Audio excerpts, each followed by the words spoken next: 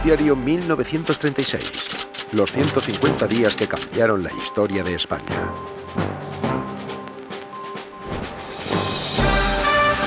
Noticiario independiente de la tarde. Desde nuestros estudios de la calle Antonio Maura de Madrid.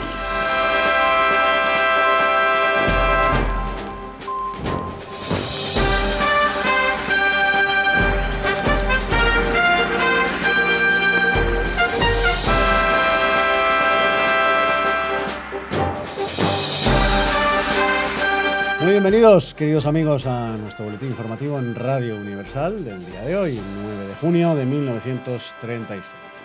Vamos con nuestra línea editorial, evidentemente. Sorprende el rápido fin que parece están teniendo las huelgas en Francia, comparado con la situación de enquistamiento de muchas de las huelgas sectoriales que se viven aquí, en España. Parece que en buena parte de ello se debe a la diferente actitud de los respectivos gobiernos. León Blum se ha empeñado personalmente en mediar para poner fin a la marea de huelgas, consciente de que una prolongación de la situación, además de un desastre económico, debilitaría en todos los sentidos a la Tercera República Francesa. Es cierto que los obreros franceses han obtenido prácticamente todo lo que pedían, desde subidas salariales hasta la semana laboral de 40 horas. En ello han tenido el respaldo evidente del gobierno socialista. Por contraste, da la sensación de que el gobierno español permanece pasivo, sin atreverse apenas a mediar en los conflictos como el de la construcción en Madrid. También es cierto que en muchas de estas huelgas hay representantes de la UGT, anarquistas y en menor número independientes. Y es bien sabido que si un UGTista dice A, el anarquista necesariamente va a decir B.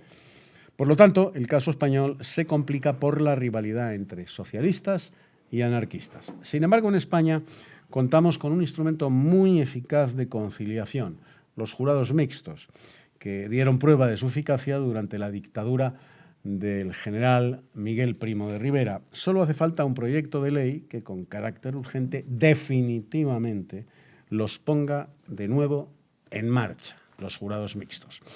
Vamos a una primera noticia de publicidad en Radio Universal y a la vuelta abriremos nuestra página de información nacional. Recuerde, Skoda. Su chasis indeformable centra, conserva la carrocería en perfecto estado evitando su deformación, los ruidos y los desajustes de las puertas. Skoda.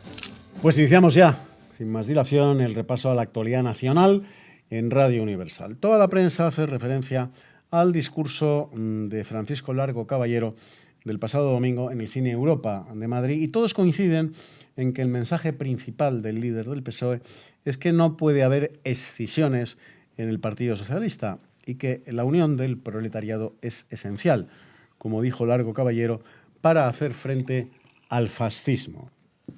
El diario comunista Mundo Obrero invita al gobierno de Casares Quiroga a que intervenga enérgicamente para que terminen las huelgas en Madrid, que afectan a 80.000 trabajadores, nada menos. Advierte que la intransigencia de los patronos puede acabar con la paciencia de los obreros y de los campesinos. El diario El Socialista propone que se establezcan de forma inmediata relaciones diplomáticas con la Unión Soviética. Y tenemos noticia efectivamente nos llega de Valencia, gracias a los compañeros de redacción. En Valencia, como digo, en la capital valenciana, se efectuó el pasado domingo la primera concentración provincial de las MAOC, las milicias antifascistas, obreras y campesinas, uniformadas con camisa azul celeste y corbata roja. Tras efectuar varios ejercicios, desfilaron hasta la avenida del 14 de abril de la capital valenciana. En Galicia se intensifica la campaña pro Estatuto de Autonomía. El ministro de Agricultura ha manifestado que los asentamientos de la reforma agraria están ultimados ya en Toledo, Salamanca y Extremadura. 80.000 familias de yunteros han sido asentadas en Extremadura. Dijo que, a continuación, se comenzará un proceso similar en toda Andalucía. Ayer mismo se han asentado un total de 206 familias, 56 en el término salmantino de Sancti Spiritus, 68 en Ávila, en el término de la Hija de Dios, y 82 familias en el término albaceteño de Villatoya. Ha sido multado el alcalde de Doña Mencía, en la provincia de Córdoba, por el gobernador, por negarse a autorizar un entierro católico. El gobernador ha aclarado que si se repiten estos hechos, destituirá al ayuntamiento en pleno. Y vamos nuevamente a otra noticia de publicidad en Radio Universal antes de abrir nuestra página de información internacional.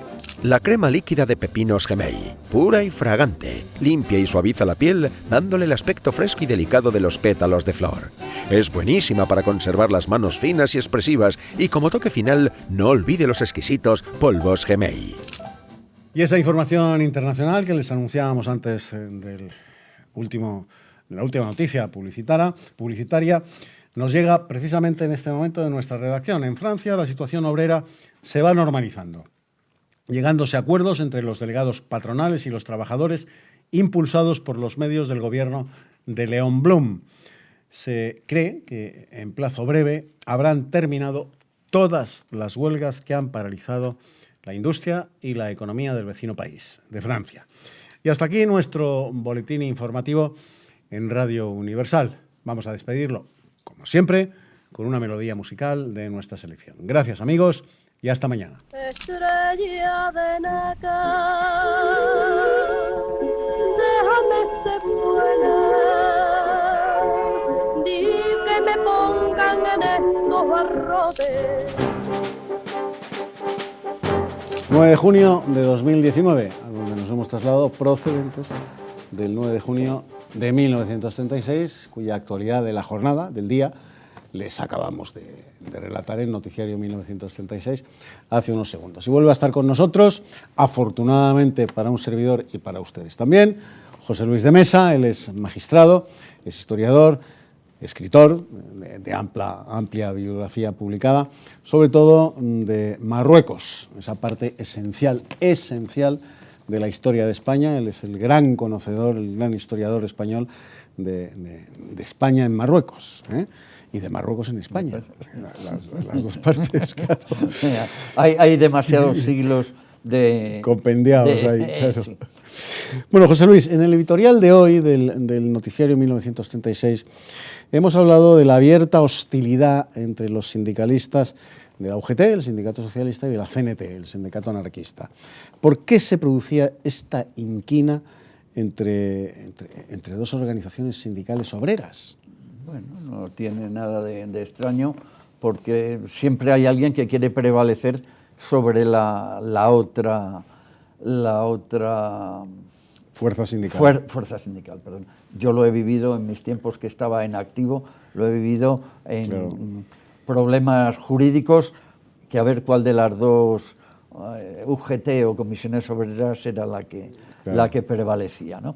Entonces, con demandas que presentaban, en fin, cosas muy curiosas.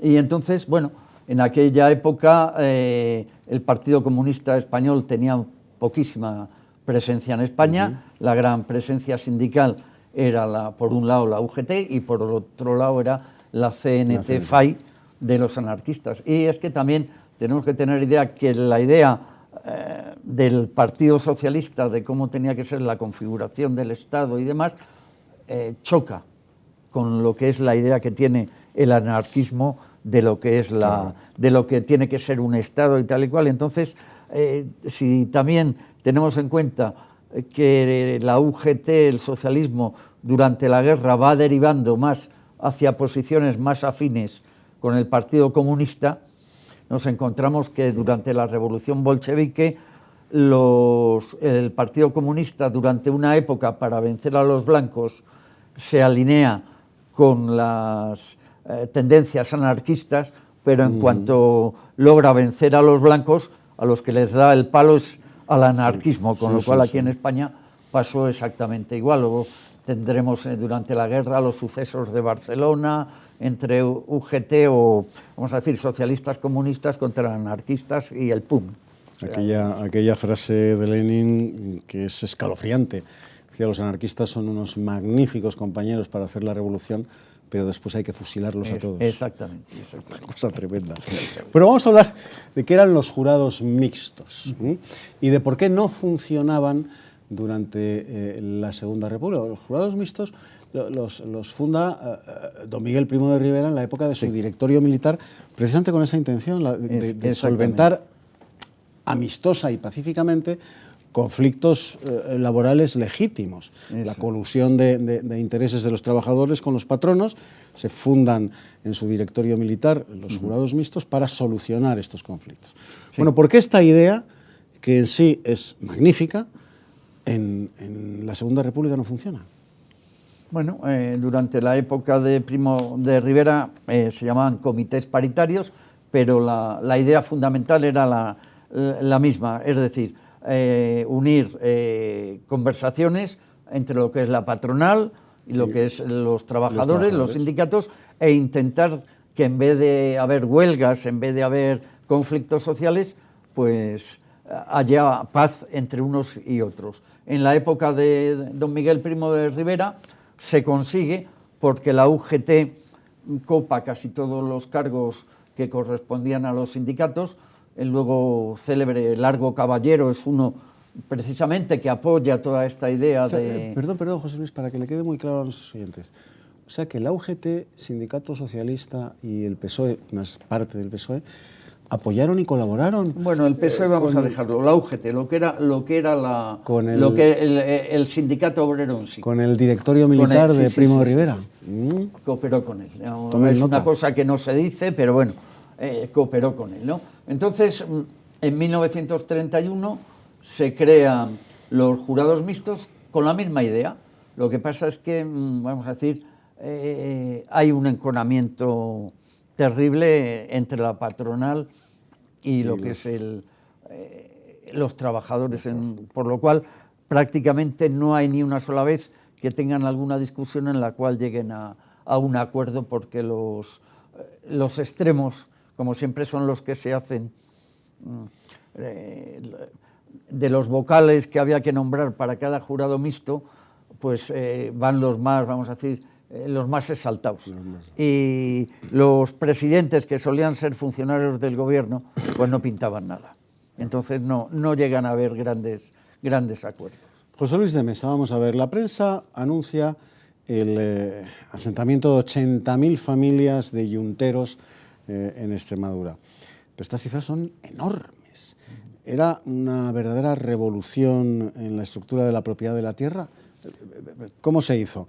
¿Por medio de expropiaciones legales?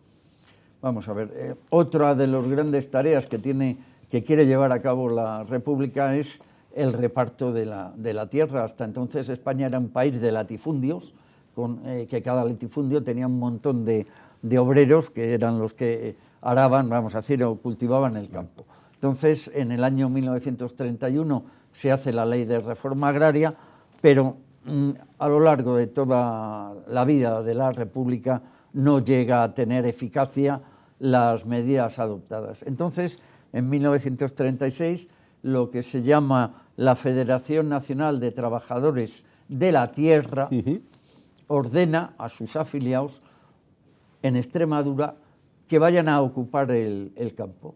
Y ellos obedecen, nada menos que 80.000 personas. Pero lo hacen de una forma pacífica. Van al campo, lo ocupan, lo siguen arando, lo siguen trabajando, y lo único que hacen es ir luego al pueblo donde tal, y ahí que el alcalde les haga una certificación de que han ocupado esas tierras. Ante el hecho consumado, el gobierno no tiene más remedio que decir, bueno, pues han hecho esto, vamos a consentirlo. Entonces ya lo que se nombra, el gobierno nombra una serie de funcionarios del Ministerio de Agricultura que van por todos los pueblos en los que se ha llevado a cabo esa ocupación, legitimando la ocupación. ¿Legal, no legal? Pues como lo queramos ver.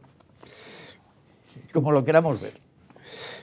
Pero no entiendo, José Luis, vamos a ver, cómo en unos casos la Guardia Civil interviene contra la ocupación de fincas y en otros se permite, como en Extremadura. Rápidamente vamos a aclararle este extremo a nuestros televidentes. todo depende de cómo se lleve a cabo. Si se lleva pacíficamente, no tienen las fuerzas de orden público por qué intervenir.